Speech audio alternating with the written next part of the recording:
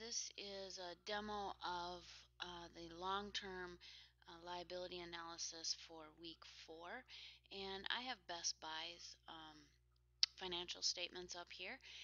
These are old. I think these were 2010, so you should actually have 2011, and their next ones don't come out. Actually, you should have 2012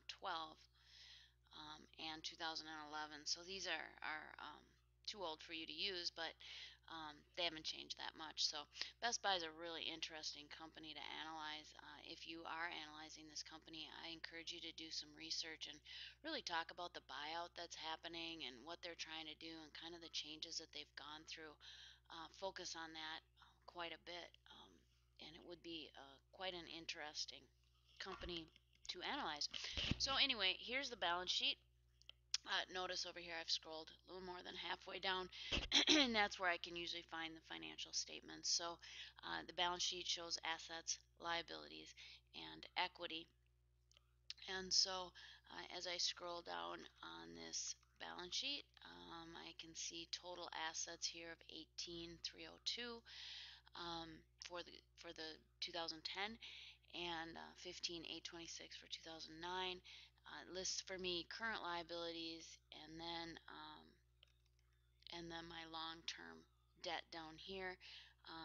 So my total current liabilities 8978, long-term liabilities 1256, and then long-term debt 1104. Commitments and contingencies, note 13 is something that you want to look at that has to do with that long-term debt. Although in your analysis, I don't ask for that information at all. Your analysis, I just ask for an analysis of the numbers. Okay, so the first question is current liabilities more or less than long-term. Now in this case, I have 8978 here in current and 2360 in long term. So current liabilities are quite a bit more than long term. And if you think about it, I ask, what does that mean? That means actually more risk for the company to have current liabilities. You have to come up with that cash to pay those current liabilities right away. Okay, and so to have that much in current liabilities, you need to really have a lot in current assets to cover that. And so higher current liabilities speak to a bit more risk for the company because they have to come up with that cash right away to make that payment. If you think about monthly expenses in your own life, let's say you use a credit card and that bill comes in a month and a half, right? Well, it used to be you couldn't use a credit card for groceries, and I'm old enough to remember that because credit card companies, banks, and the government, and just common sense of people said, hey, I don't want to be putting my necessities, my daily necessities on credit. Okay, so I need to have the cash to cover those daily necessities. But if you think about it, if you've got to go to the grocery store, you've got to pay for that. You've got to have the cash right away. So you've got to have the cash to pay off that grocery bill immediately. Whereas your credit card bill you can put off for a month and a half sometimes, just because of the way the float works. Sometimes it's at least a month.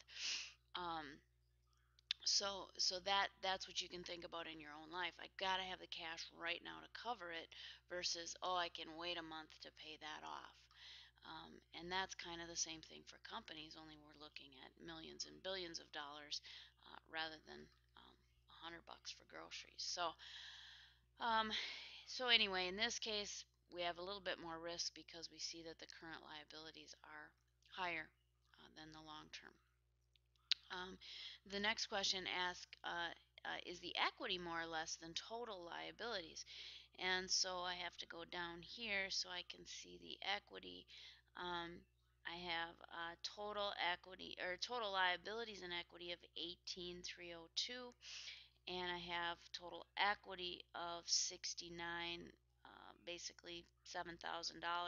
So I'm looking at equity being more, I'm looking at liabilities being more than total equity. okay, because and I can add it up here. I can take 8978 plus 1256 plus 1104 to get total liabilities and compare that to the 6964, or I can just simply take the 18302 and subtract the 6964 to see the difference. But I can see just on the face of this that um, liabilities are in fact greater than equity, and I want total liabilities. What does that mean? That means that if we sell all of our assets, remember, assets equal liabilities plus equity. So if we sell all of our assets, um, we have to we have we have to then pay off the liabilities and give a return to the owners or the shareholders. So in this case, to have more liabilities than equity, it just means that more of the assets are financed through debt rather than through owners or uh, stock sales. Okay, then we can look at the debt ratio, which is on page 474 of your book, and there's some analysis there also that you should read. And what you're comparing there are total liabilities to total assets. So you're going to take total liabilities, current and long term, and divide it by total assets. And it asks, what is the debt ratio, and then what does it mean? And the debt ratio speaks to the liquidity of the company, and so it's going to show the amount of assets that are needed to pay off those liabilities. And so we can see that too when we compared in number 2 the equity to the total liabilities. And importantly, also, it's going to show the amount of that's left over for the owners after the debts are paid. So, are owners at a high risk? Are they going to get virtually nothing in the liquidation of the company? And this is something Best Buy needs to look at, because it's looking at a share buyout, probably not liquidation, but it's certainly up for purchase. And right now, the owner or the founder of the company, Charles Schultz, is looking to buy back that company. And then also in a bigger sense, it shows the banks and shareholders too, and bond issuers, the ability to take on more debt for the company. So when the debt is so high, as compared to equity, the company is more leveraged, and their ability to take on debt decreases. Okay, so here we're looking at debt to equity, and if you own a home or anything like that, you can see that. How much of the home do you own? How much does the bank own? And that's really the debt to equity ratio, and that's what you're looking at in this company. How much of the assets or how much of the company do the shareholders own, and how much do the creditors own of the company? So it speaks to liquidity, it speaks to stability, it speaks to long term sustainability of the company, the cost of debt. Obviously, the higher the debt, the more interest, or the higher your interest rate is going to be, things like that. So, hopefully, that helps you a little bit.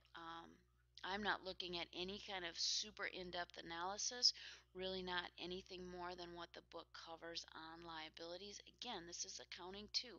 I want you to look at this stuff at a level that an accounting 2 student would look at. If I had an accounting student who was graduating in 3/4, I would expect a lot more analysis of these numbers. So don't feel like you have to understand and dig through the notes and do a bunch of research on the debt ratio and things.